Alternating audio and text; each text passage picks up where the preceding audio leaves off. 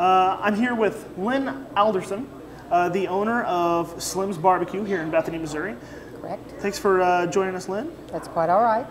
Now, I was talking to you a little bit earlier about you and your husband, how you guys own this restaurant. How did it start out? It's kind of an interesting story. My husband had worked on the road for years, and he kind of was tired of it, so we moved back here, and he was going to continue to work, and I was going to stay here. And that job that he took didn't work out real well, so he said, I'm going to try just barbecuing around, because when we did work on the road, when we would get a job completed, he and I would maybe cook for 200 people. He would do the meat, and I would do all the sides.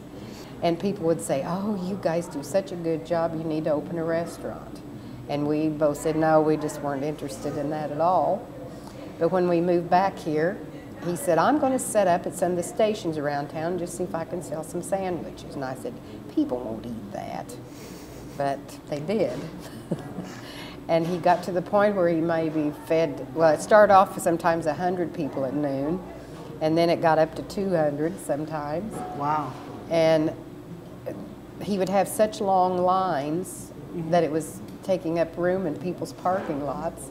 So he bought this lot just to have a place to we had a concession trailer at that time, which was an old FedEx truck. Really? That we had just converted for the sake of the barbecue. Yes. Have any famous people come through here? We have. Years ago, it was one of the guys who was in Starsky and Hutch. Really? He's a big hunter, and he knows some guy that lives around here, and he brought him in. Awesome. And I remember that day they ate lunch in here, and people were looking at him, and is that who I think that is? Yep, that's him. So, Lynn, I know it takes a lot of work. You guys get here early in the morning to start smoking the meat. What all preparation kind of goes into just a typical day of running Slim's Barbecue? Well, we're here at 5 to 5:30, putting meat on the grill. The brisket that we use, we have our own secret marinade that we soak that in. And what's in it? I'm just kidding. I won't tell you that. I will tell you one thing, it has beer in it. That's what helps tenderize. Well, then it. I think I might have to take the brisket. You think so? What else? And I make the beans, so we get those started early of a morning.